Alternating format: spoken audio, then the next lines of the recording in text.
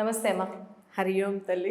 ఇప్పుడు నేను ఈ టాపిక్ గురించి అడగాలంటే మీరు ఎంత ఫైర్ అవుతారో నాకు తెలుసు, అర్థమవుతుంది. కాకపోతే మనం మాట్లాడుకోవాలి ఈ విషయం గురించి. అసలు మాట్లాడమే అనవసరం అని అనిపిస్తుంది కొన్ని విషయాల గురించి, కానీ తప్పదు. ఇప్పుడు ఒక అఘోరి అయినా ఒకరు సన్యాసం తీసుకోవాలనుకున్నా, ఏదైనా ఒక పీఠన కలవాలంటే మనిషికున్న ఇష్టాలు అవన్నీ పోగొట్టుకొనే కుటుంబం కూడా అవసరం లేదనుకొని బయటకు వస్తూ ఉంటారు. కానీ ఇప్పుడున్న అఘోరి తెలిసే ఉండొచ్చు, ఆవిడ పెళ్లి చేసుకొని ఫస్ట్ ఒకసారి పెళ్ళయిందంట, అది డివోర్స్ అయిందో ఏంటో మరి తెలియదు. మళ్ళీ అమ్మాయిగా మారింది, సనాతన ధర్మం గురించి నేను ఈ విధంగా చేస్తున్నా అని చెప్పారు. చెప్పిన తర్వాతకి వాళ్ళకి ఇంకొక అమ్మాయిని పెళ్లి చేసుకోవడం ఈ విధంగా జరుగుతుంది. అసలు ఏం జరుగుతుంది ఏంటో కూడా మాకు అర్థం కావట్లేదు. అసలు ఈ సిచ్యువేషన్ చూసుకున్నట్లయితే అసలు ఆమె ఎందుకు వచ్చిందంటారు, ఆమె చేసేది అఘోరి తత్వమే అంటారా? దాని గురించి మీ మాటల్లో తెలియచేయాలి అసలు. హరి ఓం శ్రీ గురుభ్యో నమః. తల్లి తల్లి చాలా అద్భుతమైనది అడిగావు. ముందు చెప్పడమే చెప్పేసావు నువ్వు, ఇది అవసరమైందో కాదో అనేది ఏం జరుగుతుందని. ఇక ఇప్పుడు నువ్వు చెప్పేకే నాకు తెలుసు ఏంటి, ఆమెకు ముందు పెళ్ళయిందని, తర్వాత మళ్ళీ ఇప్పుడు పెళ్లి చేసుకుందని. ఇప్పుడు ఆమెని ప్రోపగాండా జరిగింది కూడా ఎలా అమ్మా, లేడీ అఘోరి అనే చెప్పారు. అవునా? అంటే లేడీ అఘోరీగా మారిన ఒక స్త్రీ ఇంకొక స్త్రీని పెళ్లి చేసుకోవడం ఏమిటి ఒక పాయింట్ ఇక్కడ. అవునా? లేడీ అఘోరీ అనే ప్రోపగాండా అవుతుంది. వాస్తవం కూడా అదే మారింది. ఆమె ఫీచర్స్ చూసినట్టయితే స్త్రీగానే కనిపిస్తుంది. అవునా? ఎందుకంటే నిర్వస్త్రంగానే తిరిగింది ఆమె చాలా రోజులు, మనం చూసాం కాబట్టి. అలా తిరిగిన మనిషి ఇప్పుడు మళ్ళీ ఇంకొక అమ్మాయిని పెళ్లి చేసుకుంది అంటున్నారు. అసలు ఇదంతా ఎందుకు జరుగుతోంది, ఎందుకు ప్రోపగాండా అవుతోంది? ఉదాహరణకి ఆమంతటా ఆమె, ఇప్పుడు ఎవరూ చెప్పలేదు, ఆమెనే పబ్లిసిటీ. ఎందుకంటే ఈ మధ్యకాలంలో ఇలాంటివి చాలా జరుగుతున్నాయి. వాళ్ళు ఏదో ప్రోపగాండా కోసము, వాళ్ళు ఏదో కాస్త హైలైట్ అవ్వడమో, లేకపోతే ఇంకా పేరు ప్రఖ్యాతలు సంపాదించుకుని ఏదో సంపాదించేసుకుందామనో కొంతమంది ఇలా వస్తున్నారు, మీడియాని అప్రోచ్ అవుతున్నారు అనుకుందాం. ఈమె కూడా అలాగే వచ్చింది, అదే కోవకి చెంది వచ్చింది, అలాగే అనుకుందాం మనం కాసేపటికి. వచ్చింది ఏదో, అప్పుడు నేను ధర్మాన్ని కాపాడుతాననింది, అప్పుడు ఒక దేవాలయము కూల్చివేతప్పుడు దేవాలయాల్లోని ఇబ్బంది కలిగినప్పుడు వచ్చింది. ఆమె వచ్చి ధర్మ పోరాటం చేస్తాను అని ధర్మ పోరాటం చేసేటప్పటికి అంతవరకు ఎంతోమంది వచ్చారు, ఎన్నో ఉద్యమాలు జరుగుతున్నాయి ఇక్కడ ధర్మం కోసం. ఎంతోమంది, ఎవరో ఎందుకు, మేము కూడా వెళ్తున్నాం ఎన్నో ధర్మ పోరాటాలకి. మరి మేమందరం హైలైట్ అవ్వట్లేదు, ఆవిడే ఎందుకు అవుతుంది అక్కడ? ఒక్క పాయింట్ ఆలోచించండి మీరు కూడా. ఎందుకంటే వ్యతిరేకంగా జరిగే చర్యలకి దాన్ని హైలైట్ చేస్తున్నారు. అది ఒక్క మీడియాని అనలేము, సమాజం. ఈ సమాజం ఏమవుతోంది, మన హిందూ ధర్మం ఎటు వెళుతోంది? ఇలాంటివి ప్రోపగాండా చేసి మన ధర్మాన్ని, మన యొక్క హైందవత్వాన్ని, మన సనాతన ధర్మాన్ని మనమే కూల్చివేస్తున్నాం. ఇలాంటివి నలుగురికి వెళ్ళడము, ఇలాంటివి 4 చేయడము అవసరమా? ఏమి చెయ్యాలి? నిజంగా అక్కడ తప్పు జరిగేటప్పుడు రండి, అందరూ ముందుకు వచ్చి అక్కడికక్కడ ఖండించి తప్పు చేసిన ఎవరినైనా శిక్షించమని మన గీతే బోధిస్తుంది. కానీ ఇంకా చెప్పాలంటే ఆవిడ ఎక్కడైనా కనిపించినా జనాలు కొంతమంది కాలు మొక్కడం. నేను చెప్తున్నది అదే అమ్మా. ఇప్పుడు ఇక్కడ తప్పు ఎవరిది? ఇంత చూసినా కూడా తప్పు ఎవరిది అంటే, ఇప్పుడు తప్పు ఆమె దనాలా, జనాల దనాలా? నిజంగా ఆమె తప్పు చేస్తోందా, లేకపోతే అటు ప్రాపగాండా చేసి మనం చేస్తున్నామా? నాకు చెప్పిన తర్వాత అమ్మా పొద్దున్న నేను చూశాను, నేను ఇప్పటివరకు నాకు తెలియదు ఆ విషయం. పొద్దున్న నేను చూశాను, ఈ వర్షిణి అనేటువంటి అమ్మాయి కొన్ని రోజుల క్రితం ఆమె దగ్గరికి వెళ్ళిపోవడము, ఆ తల్లిదండ్రులు మీడియాకి ఎక్కడం కూడా జరిగింది. నేను పొద్దున్నే చూశాను ఈ వీడియో. నేను ఇలాంటివి పట్టించుకోను అసలు మా సాధనలు. అయితే పొద్దున్న చూశాను నేను, తల్లిదండ్రులు మీడియాకి ఎక్కారు, మీడియాకి ఎక్కి వాళ్ళ సోదరుడు అనుకుంటాను ఎవరో అబ్బాయి మాట్లాడాడు, ఆ సోదరుడు కూడా తిరిగి తెప్పించుకున్నారు కదా. మరి వచ్చేసినటువంటి ఆ అమ్మాయి మళ్ళీ వెళ్ళడం ఏమిటి? ముందు ఆమెకు ఉండాలి కదా ఒక అమ్మాయిని తప్పెవరిది? ఇప్పుడు ఈ అఘోరీని ప్రోపగాండా చేస్తున్నారు అంటే ఇక్కడ తల్లిదండ్రుల పెంపకంలోనే తప్ప. పెంపకం కూడా మనం అనలేం కదండి. ఇప్పుడు అమ్మాయి ఎవరిని అనలేం, మంచిగా చెప్తారు కానీ ఇట్లా చేయమని వెళ్ళొద్దు అని వాళ్ళు బ్రతిమాలేరు. తండ్రి ఎంతగానో బాధపడుతున్నాడు అక్కడ. అంటే తల్లిదండ్రుల మాట కూడా వినలేనటువంటి స్థితిలో ఉన్నది వైష్ణవి. అయితే ఇప్పుడు ఇక్కడ మనం ఇంకొకటి ఆలోచించాలి. ఒకవేళ నిజంగా అక్కడ ఏదైనా తప్పుడు మనిషి, తప్పుడు ప్రచారం కూడా ఇది జరుగుతోంది, ఏదైనా తప్పు జరుగుతూ ఉండేటప్పుడు ఈ రోజుల్లో ఎవరు అంత తెలివి తక్కువ వాళ్ళు లేరు. ఒకసారి ఇబ్బంది పడతారు, 2 సార్లు ఇబ్బంది పడతారు. నిజంగా ఆ పిల్ల అక్కడ ఇబ్బంది పడుతూ ఉంటే మళ్ళీ అక్కడ వెళ్ళడానికి ఇష్టపడుతుందా? ఒక్కసారి ఆలోచించుకోవాలి మనం. మళ్ళీ ఎందుకు ఇష్టపడింది? నేను మీరు చెప్పిన తర్వాత ఆ వీడియో కూడా చూశాను, పెళ్లి వీడియో. ఆ వర్షిణి మొహంలోని బాధ, ఆనందం తప్ప బాధ కానీ ఏమీ లేదు అక్కడ. ఇంకా వాళ్ళ పేరెంట్స్ కూడా ఏమంటున్నారు, నేను ఇట్లా అఘోరి కాబట్టి ఏమైనా వశీకరణం చేశారేమో మా అమ్మాయిని అని కూడా. అమ్మా ఇదే జనాలు వశీకరణ చేశాడు ఆయన, వశీకరణ చేశాడు ఆ అఘోరి అనుకుందాం. మరి అదే మనుషులు అతనికి ఏమీ లేదు, ఇతను డాంబికాలు తప్ప ఇతనికి అసలు ఏ శక్తులు లేవని చెప్తున్నది కూడా వీళ్ళేగా. మళ్ళీ ఉందని చెప్తుంది, వీళ్ళు లేవని చెప్తుంది. ఒక ప్రశ్న, ఏమీ లేవు, ఏమీ చెయ్యలేడు, తన పబ్లిసిటీ కోసం, తన యొక్క దీనికోసం వివిధ రకాలైన వేషాలు వేసుకుంటూ జనాల్ని మోసం చేస్తూ తింటున్నాడు, డబ్బు తినడానికి చేస్తున్నాడు. సరే, నువ్వు ఏమీ లేకపోతే నువ్వు డబ్బు ఎందుకు ఇస్తున్నావు? అంత వశీకరణ శక్తి ఉన్నది అనేటప్పుడు నువ్వు మళ్ళీ ఆ రకంగా ఎలా ప్రోపగాండా చేస్తున్నావు? ఇది ఏ రకంగా తీసుకోవాలి?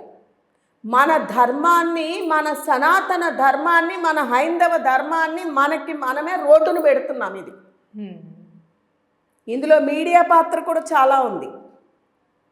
మనము పక్క వాళ్ళని అనకూడదు, అసలు ఎత్తకూడదు. కానీ మనం ఎంతసేపు వాళ్ళు ఇలా ఉన్నారు, వాళ్ళు ఇలా ఉన్నారని ముస్లిమ్స్ని కానీ క్రిస్టియన్స్ని కానీ అంటున్నాం. క్రిస్టియన్స్లో కానీ ముస్లిమ్స్లో కానీ ఎప్పుడైనా ఇలాంటివి చూసారా మీరు? విపరీతాలు అక్కడ జరగడం లేదా? ఏమి జరుగుండొచ్చు కానీ బయటికి ప్రోపగాండా అవుతున్నాయా? వాళ్ళని తక్కువ చేసుకోరు. ఎప్పుడైనా మీ మీడియానే ముస్లింకి ఏదైనా తేడా వచ్చి మీరు అక్కడికి వెళ్ళండి, ఒప్పుకుంటారా? వాళ్ళు వెళ్ళగలుగుతుందా మీడియా? ఎందుకు వెళ్ళలేకపోతుంది? ఆ యూనిటీ ఇక్కడ ఏమైంది? అసలు మనది హైందవ ధర్మమే కానీ హైందవ మతం కాదు. కానీ ఈ రోజుల్లో మతం అని ప్రచారం చేస్తున్నారు. మీ మాటకే మతం అందాం. మరి మతం అన్నప్పుడు ఆ మతం వాళ్ళు ఆ మతాన్ని కాపాడుకున్నట్టు మన దగ్గర ఎందుకు కాపాడట్లేదు? ఎందుకంటే మన దాంట్లోని కుల వ్యవస్థ ఒకటి భ్రష్టు పట్టింది. మన సనాతన ధర్మము, మన ధర్మం ఏమిటి, మన ఇది ఏమిటి అనేది మరిచిపోతున్నాము. మనమే రోడ్డును పెడుతున్నాం. ఇది రోడ్డు పెట్టే కంట మంచి విషయాలు నలుగురికి చేరదీయండి. ఇలాంటివి జరిగినప్పుడు తప్పు ఎవరు చేసినా కూడా శిక్ష వేయమన్నాడు పరమాత్ముడు. అవునా?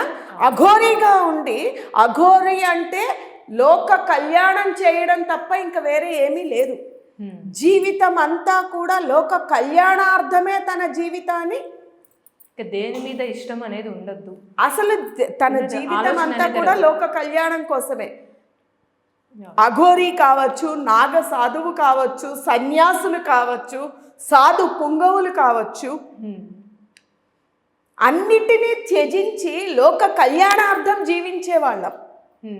మరి లోక కళ్యాణార్థం జీవించేటువంటి వాళ్ళు అక్కడ ఏం జరుగుతోందో, ఏం జరిగిందో ఎవరికి ఏమీ తెలీదు. కానీ ఇది ఎలా చేస్తున్నాం మనం? ఇంకా ఒక మనిషిని టార్గెట్ చేసి, ఒక వ్యక్తిని టార్గెట్ చేసి అది పదే పదే మనం ఏమి బోధిస్తున్నాం జనాలకు? మన ధర్మాన్ని మనము రోడ్డును పెడుతున్నాం. ఇది ఎంతవరకు సమంజసం అనేది మనం ప్రతి ఒక్కళ్ళు కూడా, ఇక్కడ మీడియా కాదు, ఇక్కడ సాధు పుంగవులు కాదు, అఘోరాలు కాదు, ఎవరు కాదు, ప్రతి ఒక్కళ్ళు సమాజంలోని ఉండేటువంటి ప్రతి మానవుడు, హైందవుడు ప్రతి ఒక్కడు తనని తాను ప్రశ్నించుకోవాల్సినటువంటి సమయం ఇది. ఏం చేస్తున్నాం, ఎలాగవుతోంది మన సాంప్రదాయం, మన ధర్మం ఎటు వెళ్ళిపోతుంది అనేటువంటిది మనం తెలుసుకోవాల్సినటువంటి విషయం. ముందుగా ఎవరైనా ఇప్పుడు అఘోరీ తత్వం అంటే అఘోరలో చేరాలనుకున్నా ఇట్లా పెళ్ళిళ్ళకి వాటికి దూరం ఉండాలని చెప్పి మ్యాక్సిమం వాళ్ళకి తెలుస్తుంది. ఇప్పుడు ఆ మనిషికి అర్థం కావట్లేదా నేను చేసేది తప్పు అని? ఆ తప్పు కూడా ఏ మనిషికి అర్థం కావట్లేదా అంటావమ్మా? అఘోరికి ఇప్పుడు అఘోరి అన్నాం, ఆయన ఇప్పుడు ఆ అఘోరి ఒకప్పుడు ఆయన మగవాడు శ్రీనివాస్ అని పేరు చెప్పారు మళ్ళీ, అవునా? మగవాడు అన్నారు, మగవాడు నుంచి ఆయన ట్రాన్స్ప్లేషన్ చేసుకుని స్త్రీగా మారాడు అన్నారు, అవునా? అంటే ఈ ట్రాన్స్ప్లేషన్ అనేది జరిగింది అంటే కనుక, ఈ సర్జరీస్ అవి జరిగాయి అంటే కనుక వాళ్ళు ఇటు మొగ కాదు, ఇటు పూర్తిగా ఆడ కాదు కదా, వాళ్ళు ఏమంటారు, అవునా? మరి అలాంటి వాళ్ళు కూడా ఉన్నారు. వాళ్ళ పొట్టకూటి కోసము, అంటే వాళ్ళకి ఇంకా సమాజంలో గుర్తింపు లేదు, అటు వాళ్ళని అనడానికి కూడా లేదు. వాళ్ళు బ్రతకాలి అంటే కూటి కోసం కోటి విద్యలు అనేటట్టు వాళ్ళు ఏం చేస్తున్నారు, ఇంకా వాళ్ళు నచ్చిన కిన్నెర అనేటువంటిది వాళ్ళు నచ్చిన పని కాదు, వాళ్ళకి అంతకుమించి వేరే దారి లేదు. అందుకని భిక్షాటన చేసుకుని కొంతమంది దాంట్లో కూడా విపరీతమై, ఇప్పుడు అది ఎక్స్ సబ్జెక్ట్, అది మనకు అనవసరమైన విషయం. కాకపోతే ఏంటంటే ఇప్పుడు మాట్లాడుకోవాల్సింది ఏంటంటే ఇది కిన్నెర జాతికి సంబంధించింది అనుకుందాం. వీళ్ళు భిక్షాటన చేసి బ్రతుకుతున్నారు. కొంతమందికి భగవదార్పణమయ్యి భగవత్ సేవకి, ఇప్పుడు ఇతను నేను భగవత్ సేవకి అంకితమై చేసుకుంటున్నాను సనాతన ధర్మానికి అన్నాడు ఇతను. ఇప్పుడు భగవత్ సేవకు అంకితమయ్యావు అంటే కిన్నెరల్లోని స్త్రీనే వివాహం జరుగుతుంది. అంటే అక్కడ వివాహం ఏమిటి, అక్కడ వివాహం అంటే ఏదో భౌతికమైనటువంటి వాంఛలకి కాదు, అక్కడ ఒకరికొకళ్ళు బాండింగ్ అనేటట్టు కూడా తీసుకోవచ్చు. వాళ్ళదంతా కూడా ఒక యూనిటీగా ఉంటుంది కిన్నెరలు అంటే, వాళ్ళకే ఒక కుటుంబం ఏర్పడినట్టు. ఈ అమ్మాయి అన్నీ తెలిసే అక్కడికి వెళ్ళింది. ఆ వీడియోలో చూసినట్టయితే కొంతమంది సాధు పుంగవులు వాళ్ళు కూడా ఉన్నారు అక్కడ, సన్యాసులు వాళ్ళు కూడా వచ్చారు. అక్కడ ఆశీర్వదిస్తూ ధనం అది వేస్తుంది. అంటే భగవంతునికి వీళ్ళు అంకితం అయిపోయి భగవత్ వివాహాలు చేసుకున్నట్టు లెక్క వీళ్ళు. ఈ రకంగా తీసుకుందాం పోని, మనం ఆ రకంగా తీసుకున్నా కూడా వాళ్ళు అలా చేసుకుని వాళ్ళ జీవనం కోసం వాళ్ళు ఏదో చేసుకుంటున్నారు. అయితే వాళ్ళని అలా వదిలేసి ఎవరు పట్టించుకోకుండా ఉంటే, ఇప్పుడు ఒకటి చూడమ్మా, ఏదైనా ఒక విషయంలో జరుగుతూ ఉండేటప్పుడు ఒక ఇద్దరు కొట్లాడుకుంటున్నారు అనుకుందాం మనం, ఇద్దరు కొట్లాడుకునేటప్పుడు మధ్యలో మూడో వ్యక్తి వస్తే అది ఇంకా పెద్దదిగా అయిపోతుంది. లేదు, ఆ ఇద్దరే కొట్లాడుకునేటప్పుడు ఒకడు గొడవ పడేటప్పుడు రెండో వాడు ఇంకా వాడు కూడా రెచ్చిపోతూ ఉంటే ఇది ఇంకా పెద్దదిగా అవుతుంది. ఒకడు మౌనంగా ఉంటే ఆటోమేటిక్గా కొంతసేపటికి ఎంత గోల చేసినప్పటికీ రెండో వాడు కూడా నోరు మూసుకుంటాడు. అలాగే వాళ్ళిద్దరు గొడవ, వాళ్ళకి శక్తి ఉన్నంతసేపు గొడవ పడతారు, తర్వాత తగ్గిపోతారు, ఇంకేం లేదు, కామ్ అయిపోతుంది, అవునా? అలాగే ఇప్పుడు ఇక్కడ జరుగుతుండేటువంటి సంఘటనే ఇంకొంచెం ప్రచారం చేసి ఇంకొంచెం వాళ్ళని రెచ్చగొడుతున్నట్టు అవుతుంది సమాజంలోని. చేతనైతే వాళ్ళని శిక్షించి వాళ్ళని ఏది తప్పు ఏది ఒప్పు అనేటట్టు చేసి ఖండించండి. ఇది ఖండించకుండా పెళ్ళిళ్ళు చేసుకున్నదని ప్రచారం కొన్ని రోజులైతే, ఇలా తిరుగుతోంది అలా తిరుగుతోంది అనే ప్రచారం కొన్ని రోజులు, తన మనాన్ని తను బ్రహ్మాండంగా తిరుగుతూనే ఉంది, దేశమంతా తిరుగుతూనే ఉంది, 24 గంటలు కారు వేసుకుని తిరుగుతూనే ఉంది, ఎక్కడెక్కడ ఉంటుంది. జరుగుతున్నది ఏంటి, వాస్తవం ఏంటి, అవాస్తవం ఏంటి అనేది ఎవ్వరికీ తెలియదు. ఇప్పుడు ఇక్కడే ఉందమ్మా, మనం ఇక్కడ కూర్చున్నాం, మనం ఈ లోపల ఉన్నాం.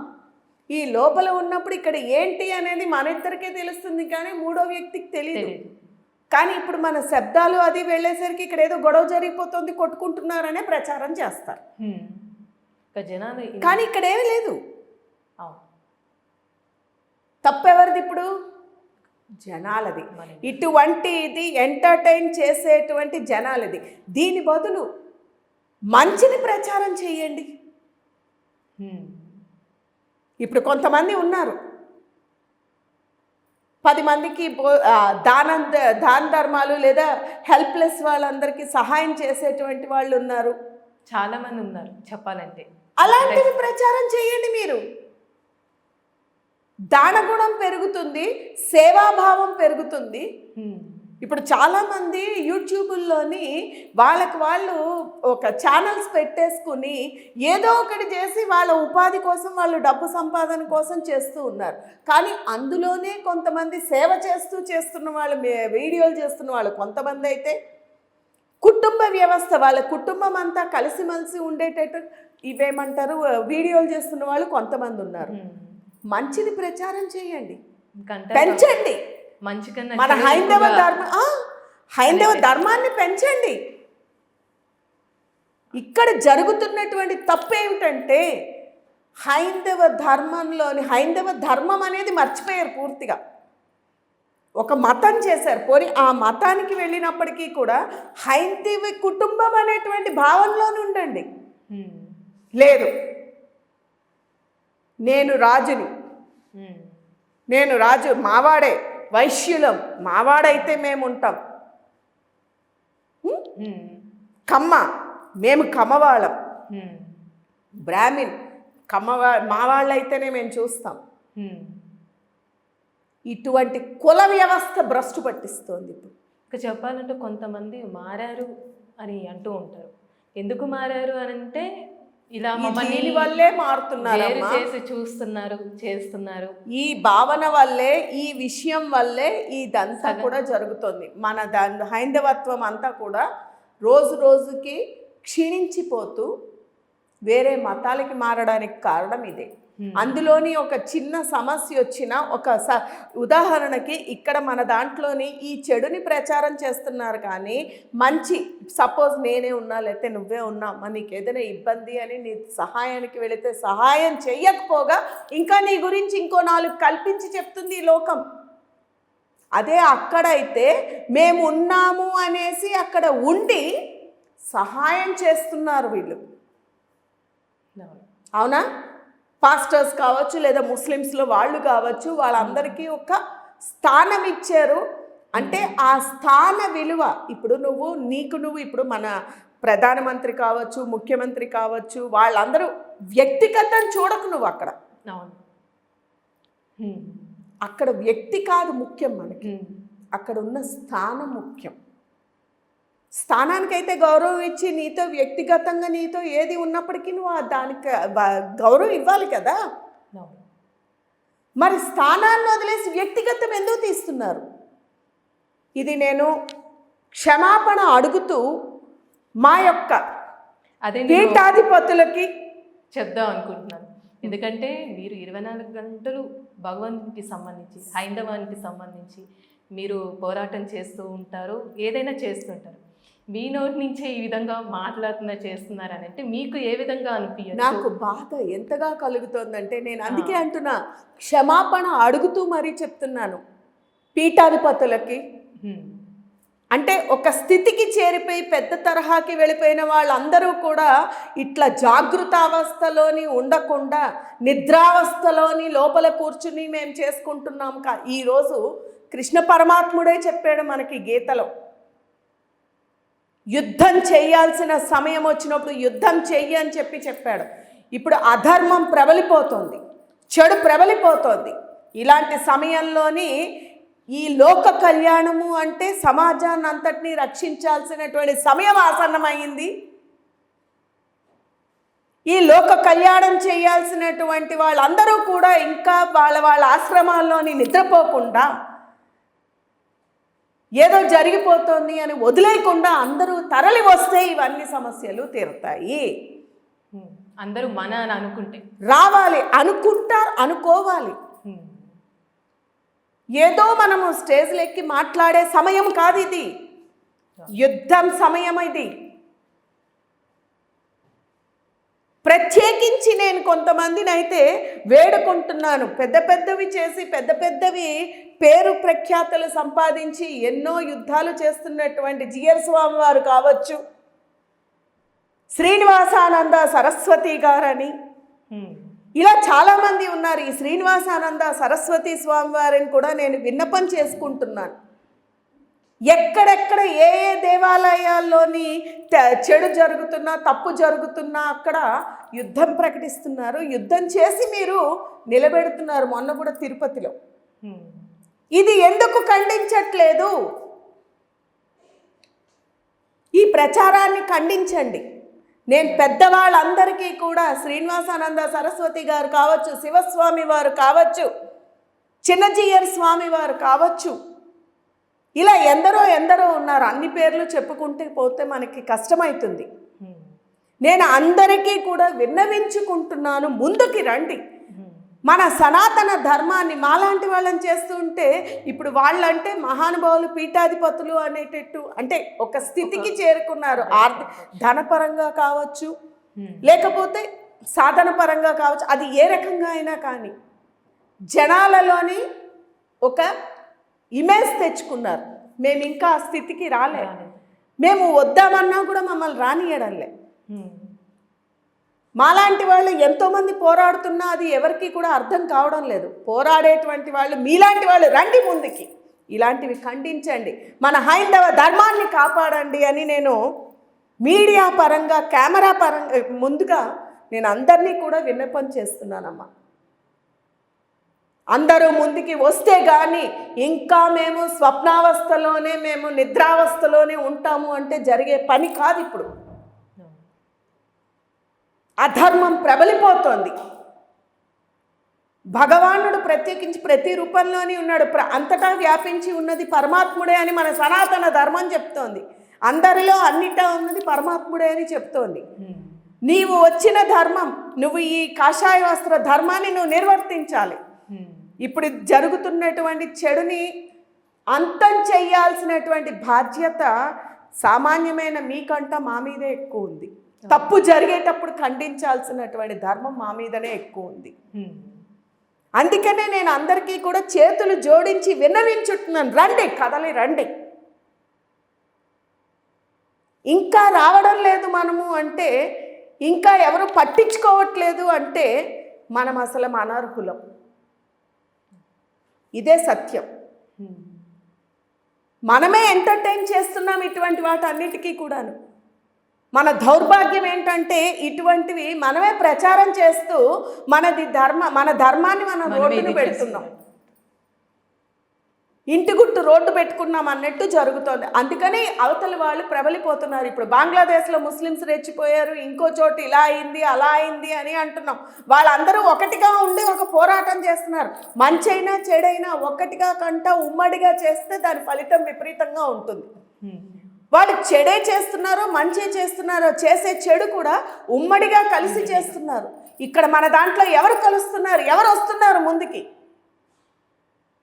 ఎవరికి వాళ్ళు, అది నేను కావచ్చు, ఇంకొకరు కావచ్చు, ఇంకోళ్ళు కావచ్చు. అయితే మీడియాల్లో మాట్లాడేసి నేను స్టేట్మెంట్లు ఇచ్చేస్తానంటే కాదు. రండి, కదలి రండి యుద్ధానికి. తప్పు జరిగేటప్పుడు ఖండించడానికి రండి ముందుకి.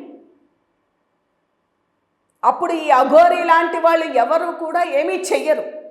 ఎవరు అంత సాహసించరు తప్పు చేయడానికి. మనం తప్పు చేస్తున్నాం కాబట్టి, మనం ఎంకరేజ్ చేస్తున్నాం కాబట్టి ఇలాంటి వాళ్ళు రోజు రోజుకి ఒక్కొక్కళ్ళు పుట్టుకొస్తున్నారు. ఎందుకంటే కాషాయంలో కూడా ఎవరు ఇప్పుడు జనాల్లో కూడా ఎలా అయిపోయింది అంటే ఎవరు నిజం ఎవరు అబద్ధం అనేది తెలుసుకునే స్థితిలో లేరు. సాధనతో వచ్చిన వాళ్ళు ఎవరు అనేది అర్థం కావడం లేదు.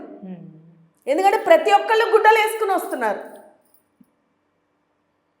నన్ను ఒకప్పుడు ఒక స్వామి, నేను పేరు చెప్పను, ఎందుకు ఇలాంటివి ఎంటర్టైన్ చేస్తున్నారంటే, మీలాంటి వాళ్ళందరూ లోపల కూర్చుంటే ఏం చేస్తామమ్మా, ధర్మాన్ని నిలబెట్టడానికి యుద్ధం చేయాలి అంటే కొన్ని కాషాయం ధరించినటువంటి వస్త్రధారులైనా కనిపించాలి కాబట్టి వస్త్రం వేసుకుని వచ్చినా కూడా వాళ్ళ ధర్మం కోసం పోరాటానికి వచ్చారు కాబట్టి మేము ఎంకరేజ్ చేస్తున్నామన్నారు. మీరెవరు రారు కదా అని అడిగారు నన్ను కొంతమంది. ఏమిటిది అసలు, సాధుత్వం అంటే ఏంటి అనుకుంటున్నారు, కాషాయం అంటే ఏంటి అంత దిగజారిపోయిందా అని అడిగిన దానికి నాకు తప్పెవరిది? ఇది ఎప్పుడైతే ఎవరికి ఇవ్వాల్సినటువంటి గౌరవం వాళ్ళకి ఇవ్వకపోతే ఎవరి దారి వాళ్ళు చూసుకుంటున్నారు. వసుదైక కుటుంబంలో మనమే నలుగురు కలిసి ఉండాలి అని చెప్పాల్సినటువంటి వాళ్ళు మనే ఎవరి దారి వారిది అన్నట్టు ఎవరికి వాళ్ళు మేం చేస్తున్నాం అంటే మేం చేస్తున్నాం అని పోరాటాలు చేస్తున్నాం అంటూ చేసుకుంటూ పోతే ఇంక ఈ ధర్మం నిలబడేది ఎప్పుడు? మిగిలిన వాటిల్లోని వాళ్ళందరూ కలిసి చేస్తున్నారు. ఏది చేసినా మన దగ్గర ఎక్కడ జరుగుతోంది అది? మనుషుల్ని దూరం పెట్టడమే సరిపోయింది. ఈ దూరం నెట్టడము, కలిసి ఉండాలి, అందరం కలిసిమెలిసిగా ఉండాలి, ఈ కుటుంబ వ్యవస్థని కానీ లేకపోతే సమాజంలో కలయిక అందరూ కలిసిమెలిసి అంతా ఒకటే అనేటువంటి విషయాన్ని తెలియపరచాల్సినటువంటి ఈ యొక్క సాధువులు అఘోరాలు మేమే ఈ రకంగా విడివిడిగా పోరాటం మేము ఎవరికి వాళ్ళు దారి అనుకుంటూ చేస్తూ ఉంటే ఇక సమాజం ఎప్పుడు బాగుపడుతుంది? కలయిక కలిసి ఉండాల్సినటువంటి సమయం ఆసన్నమైంది. అందరినీ కదిలి రమ్మనండి. మీరు ఇది ప్రచారం చేయండి అమ్మా. మీ మీడియా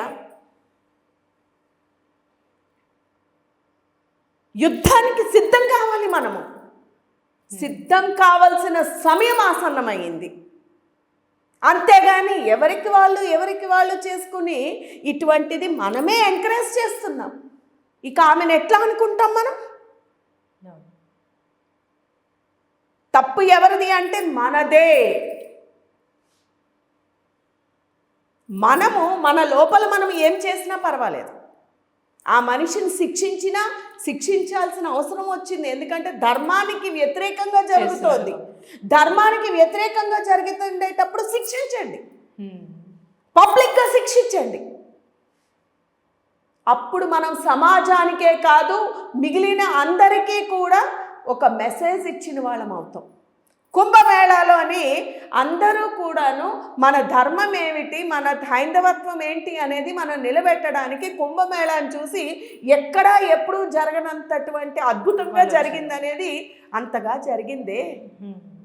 మరి అక్కడ అంత అద్భుతం జరుగుతూ ఉండేటప్పుడు దేశమంతటా కూడా ఇప్పుడు హైందవత్వం మొదటి స్థానానికి వస్తోంది. కానీ ఆ లోపల ఇంత ఘోరాలు జరుగుతూ ఉంటే ఖండించాల్సినటువంటి సమయం, ఖండించాల్సినటువంటి అవసరం కూడా ఎవరికి ఉంది? ఎందుకంటే ఇప్పుడు మీ మీడియా కాబట్టి నేను చాలా చోట్ల విన్నాను. ఇది ఒక 2-3 ప్రెస్ మీట్లలో కూడా విన్నాను. ఎక్కడ వాళ్ళు అక్కడ పీఠాధిపతులు వాళ్ళు ఎవరికి వాళ్ళు కూర్చుంటే ఏం జరుగుతుందని. అది నిజం, వాళ్ళు అన్నారని కాదు, అది వాస్తవం.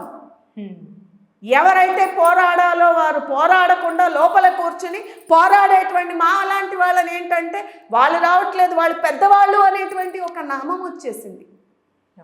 ఇందులో కూడా ఇంకా ఇందులో పెద్ద చిన్న అనేది లేకపోయినప్పటికీ సమాజం అలా తయారు చేసింది. దాన్ని ఎంకరేజ్ చేస్తున్నది ఎవరు? ఇది ఖండించి ధర్మాన్ని నిలబెడితే ఇట్లాంటి వాళ్ళు ఏమీ జరగవు. ఈమెొకటితో వచ్చింది నాగకన్యనో ఏదో ఆమెది ఫ్రాడ్ అన్నారు. ఇంకొక ఆమె ఎల్లమ్మో పుల్లమ్మో ఏదో ఆమెది వచ్చింది. ఎందుకు వస్తున్నాయి ఇవన్నీ? ఎందుకు పుట్టుకొస్తున్నాయి? ఇలాంటివి రోజు రోజుకి కొత్త కొత్తవి పుట్టుకొస్తూ ఏమవుతుందంటే అసలైనటువంటి సత్యమైనటువంటి వాటికి దారి లేకుండా పోయింది. ఎవరితో అయినా కూడా ఆటలాడచ్చమ్మా, దైవంతోని ఆటలాడద్దు. అది అతీతమైనటువంటి శక్తి. దైవత్వం అనేటువంటిది అతీతమైనటువంటి శక్తి. దైవీ శక్తిని తక్కువ అంచనా వేసి చాలా తప్పులు జరిగిపోతున్నాయి. ఒక్కసారి దైవం ఆగ్రహించినట్టయితే దాని విషయం మామూలుగా ఉండదమ్మా. త్రేతాయుగంలోనే దైవం ఆగ్రహించబట్టే శ్రీరామచంద్రుడిగా అవతరించినటువంటి దైవం ఆగ్రహించబట్టే రావణాసురుడు అంతం జరిగింది. కృష్ణ పరమాత్ముడు ఆగ్రహించబట్టే కృష్ణ పరమాత్ముడే యుద్ధాన్ని ప్రకటించి యుద్ధం చేయించాడు. ఇద్దరు ఆయన చుట్టాలే కదా, ఇద్దరు సమానమే కదా, పాండవులు కౌరవులును. ఎందుకు? అధర్మం ప్రబలిపోయింది, తప్పు జరుగుతోంది. కాబట్టి ఎప్పుడైనా చెడుపై ధర్మం విజయం చేకూరాల్సిందే. యుద్ధం చేయక తప్పదు. కంసుడు ఒక్కని చంపేసినంత మాత్రాన అయిపోయింది ఆయనకి? పెరిగిపోతూ వచ్చింది కాబట్టే ఆ యుగంలోనే పెరిగిపోతూ వచ్చినోడల్లా యుద్ధం చేయమన్నాడు, ధర్మయుద్ధం చేయమన్నాడు. ధర్మాన్ని గెలిపించడానికి అధర్మాన్ని తోలనాడడానికి యుద్ధం చేయమని చెప్పాడు. ఆనాడే ఉపదేశం కూడా చేశాడు. నీవెవరో తెలుసుకునేటువంటి స్థితి నీకు లేదు. నువ్వు తెలుసుకోకపోతే పోయినావు. అధర్మం జరిగేటప్పుడు నువ్వు అధర్మాన్ని ఖండించు. మనిషిగా జీవితాన్ని తీసుకున్నందుకు ఒక అర్థం పరమార్థం కల్పించుకుందాం తల్లి. ఈ విషయం తెలుసుకుని నేను అందరికీ కూడా విన్నవించుకుంటున్నాను. మహానుభావులు, ఎందరో మహానుభావులు ఉన్నారు. నిజమైన శక్తివంతులు వాళ్ళు ఎవరు కూడా బయటికి రారు. ఈ రకంగా ప్రోపగాండాకి రారమ్మా. ఇక్కడ తనంతట తాను ప్రచారం చేసుకుంటోందో అర్థం కావట్లేదు. జనాలను ఆమెని ఇట్లా హైలైట్ చేస్తున్నారో లేదో కూడా అర్థం కావడం లేదు. ఇప్పుడు అది మాట్లాడేటువంటి అవసరం కూడా లేదు. కానీ ఎందుకంటే జరుగుతున్న దాన్ని బట్టి మనం మాట్లాడాల్సిన బాధ అనేది, బాధ, ఆవేదన, మన ధర్మం ఎటుపోతుంది, దైవీ శక్తి ఏమైపోతుంది, దైవీ శక్తితోనే ఆటలాడతారా వీళ్ళంతా? ఏమనుకుంటున్నారు? ఎక్కడికి పోతున్నాయి సాధనలు? సాధన చేసిన తర్వాత దైవానికి ఇంత తేడా జరిగిన, దైవత్వానికి తేడా జరిగిన అమ్మ, మేము చేసిన సాధనలో నేను చెప్తున్నా అమ్మ, సాధన చేసేటప్పుడు ఏ చిన్నది జరుగుతున్నా దైవం మన వెంట ఉండి కాపాడుతూ వస్తుందమ్మా. నేను ఇప్పుడు చెప్తున్నా, ఇప్పుడు నాది పీఠం కోసం నేను ఎంతగానో పోరాడుతున్నా. ఎవరిని దేహి అని అడగడం లేదు. నేను ప్రతి ఒక్కరికి చెప్పాను, పీఠము ఇబ్బందికరంగా ఉంది, నేను నెల నెల అద్దె కడుతూ ఉన్నానని. మరి ఇది ఎవరు ప్రచారము చేయలేదు, ఎవరో సహాయం చేయడానికి ముందుకు రాలేదు. మేమున్నాము అని ఎవరు ఏ రోజు కూడా చెప్పలేదు. దైవీ శక్తితోని దైవాన్ని అండగా పెట్టుకుని పోరాడుతున్నాను తప్ప. కానీ ఇప్పుడు ఈ అఘోరి గురించి ప్రోపగాండా జరుగుతుంది, వాళ్ళ గురించి జరుగుతుంది, వీళ్ళ గురించి జరుగుతుంది. వీళ్ళకి రోజు రోజుకి మనము ఆర్థిక సహాయము అన్నీ చేస్తూ, ఆర్థికాన్ని అన్నిటినీ అందిస్తూ వాళ్ళని ఇంకొంచెం మనం బలవంతుల్ని చేస్తున్నాము. ఎక్కడ ధనం రాకపోతే ఆమె కార్లలో ఎలా తిరుగుతుందమ్మా? ఒక ప్రశ్న. ఎక్కడ ధనం లేకపోతే ఎలా తిరగగలుగుతుంది, ఎలా సర్వైవ్ అవ్వగలుగుతుందమ్మా? మేము చేయలేకపోతున్నాం. అమ్మవారు స్వయంగా వచ్చిన కూర్చోపెట్టడానికి శక్తి లేక కూర్చుని నమో నారాయణ భాగవతి నీదే భారం అంటూ కూర్చున్నాం. మరి మేము మరి మాదెందుకు ప్రచారం చేయరు వీళ్ళందరూ?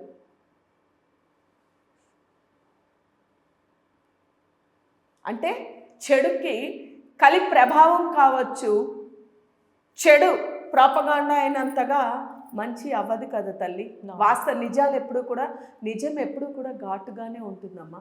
యథార్థవాది లోక విరోధి అని యథార్థంగా మాట్లాడతాం కాబట్టి ఎవరైతే నిలదీస్తారో, ఎవరైతే యథార్థంగా మాట్లాడతారో అటువంటి వాళ్ళని సమాజం కావచ్చు, మా స్వామీలు కావచ్చు, ఎవరైనా కావచ్చు మమ్మల్ని మూలను తోసేస్తారు. వీళ్ళు ముందుకు వస్తే ఎక్కడ కష్టమవుతుందో అని. ఎందుకంటే యథార్థం ఎప్పుడు కూడా ఘాటుగానే ఉంటుంది. ఇదే కనుక ఇలాగే ఇంకా కంటిన్యూ అయింది అంటే ఈ మాత్రం హైందవత్వం కూడా నిలబడదమ్మా. ఇంకా అందరూ నిద్రావస్థలోనే ఉంటే. అందుకనే మరి ఒక్కసారి చేతులు జోడించి ప్రతి ఒక్కరిని కూడా నేను వేడుకుంటున్నాను. ఈ పీఠాధిపతులు కావచ్చు, మహానుభావులు స్వామీజీలు, మాతాజీలకి, నాగ సాధువులు, అఘోరీలు అందరినీ కూడా లోక కళ్యాణార్థం అందరూ తరలి రండి. ఇదే మీడియా సహాయం తీసుకుని అధర్మాన్ని ఖండిద్దాం మనము అని మరి ఇంకొకసారి వేడుకుంటున్నానమ్మా. మీరు చెప్పిన మెసేజ్ అనేది అందరికీ వెళ్ళాలి. కొంచెమైనా మార్పు అనేది వస్తే మన ధర్మాన్ని అనేది మనం కాపాడుకోవాలి. అది జరిగి తీరాలమ్మా. ఇప్పటికైనా మన ధర్మాన్ని మనం కాపాడుకోవాలి. నిన్ననే బంగ్లాదేశ్లోని అలా జరిగింది. మమతా బెనర్జీ మనం ఎంకరేజ్ చేస్తూ మనమే మళ్ళీ తప్పుపడుతున్నాం. ఎంతవరకు సమంజసం? మన అందరం ఒకటిగా అయినప్పుడు ఎవరైనా అడ్డుకోగలుగుతారా? ఎవ్వరూ ఏమీ చెయ్యలేరు. ఎప్పుడైతే ఏకమైతామో ఎంతటి దాన్నైనా ఖండించవచ్చు. మన స్వతంత్ర పోరాటంలోనే మనం అది నిరూపించాం. ఇప్పుడు మనం స్వతంత్రం వచ్చింది అనుకోవాలా? లేదనుకోలా. తెలియనటువంటి స్థితి అమ్మ. అవును. ఎవరిని కూడా స్వతంత్రంగా లేము. ఉమ్. దానికంటే ఘోరంగా ఉందమ్మా. వాళ్ళు పాశ్చాత్య దేశాల నుంచి వచ్చి మన్నేమో వాళ్ళ చేతుల్లో పెట్టుకున్నారు అనుకుందాం. కానీ ఇప్పుడేం జరుగుతోంది? మదమెక్కిన వారి చేతిలోని ఉంది మొత్తం అంతా కూడా ఇప్పుడు. ఇది ఇప్పటికైనా మనం మేల్కొని ఖండించకపోతే ఉమ్. ఎవరికి వారే యమునా తీరే అని చేసుకుంటూ పోతే మనం ధర్మాన్ని రక్షించిన వాళ్ళం కాదు, భక్షించిన వాళ్ళం అవుతున్నాం. ఇదే సత్యం, సత్యం, సత్యం. అధర్మాన్ని ఖండించాలి, వాస్తవికాన్ని నిలబెట్టాలి, మన సనాతన ధర్మాన్ని నిలబెట్టాలి. ఇలా కొంతమంది పోరాటం కూడా చేస్తున్నారు. ఉమ్. సన్యాసులే కానవసరం లేదు, ఎంతోమంది చేస్తున్నారమ్మా ధర్మపరక్షకులు. అటువంటి వాళ్ళకి లేదు ఇప్పుడు, అటువంటి వాళ్ళకి విలువ లేదు. అటువంటి వాళ్ళని ఎప్పుడైతే నిలదీస్తారో, బాధపడతారో, ధర్మం కోసం పోరాడతారో, ఒకసారి 2 సార్లు వింటారు, 3వసారి వాళ్ళకి కనిపించకుండా చేసేస్తున్నారు. అంటే వాళ్ళని బయటికి రానియట్లేదు. ఇటువంటిది జరగకుండా మన అందరం కూడా రావాలి. నేను మొత్తం అందరినీ కూడా మరొక్కసారి విన్నవించుకుంటున్నాను. రండి, తరలి రండి, మన ధర్మాన్ని మనం కాపాడదాం. అందరూ కూడా తరలి వచ్చి అన్ని హిందూ ధర్మ సంస్థల వాళ్ళు కానీ, పీఠాధిపతులు కానీ, మఠాధిపతులు కానీ అందరూ కూడా సామాన్యులతో సైతం ఇప్పుడు అందరిపైన ఉంది ధర్మరక్షణ అనేటువంటిది. అందరూ కూడా తరలి వచ్చి ప్రతి ఒక్కరూ కూడా మన సనాతన ధర్మాన్ని కాపాడుకునేటువంటి సైనికులమయ్యి ముందుకి తరలి వెళ్ళి మన యొక్క హైందవ ధర్మాన్ని మనమే కాపాడుకుందాము. కులమత వ్యవస్థల నుంచి విడుదల, ఆ సంఖ్యల నుంచి విడుదల అవుదామని కోరుకుంటున్నాను తల్లి. ఇప్పటికైనా అందరూ జాగృతావస్థకి వచ్చి జాగృతమయ్యి అందరూ కూడా తరలి రండి. మేమందరం మీ వెనకనుంటాం, మేము కూడా చేస్తాం మీతో పాటు యుద్ధం. మాటలు కాదు, ఇప్పుడు చేతలకి చేయాల్సినటువంటి సమయం ఆసన్నమైంది. చేతల రూపంలోని మన ధర్మాన్ని మనం రక్షించుకుందాం తల్లి. చాలా చక్కగా తెలియజేశారమ్మా. ఒక మంచి మెసేజ్ అనేది మీ ద్వారా వెళ్ళింది. Thank you so much. Hari Om తత్సత్.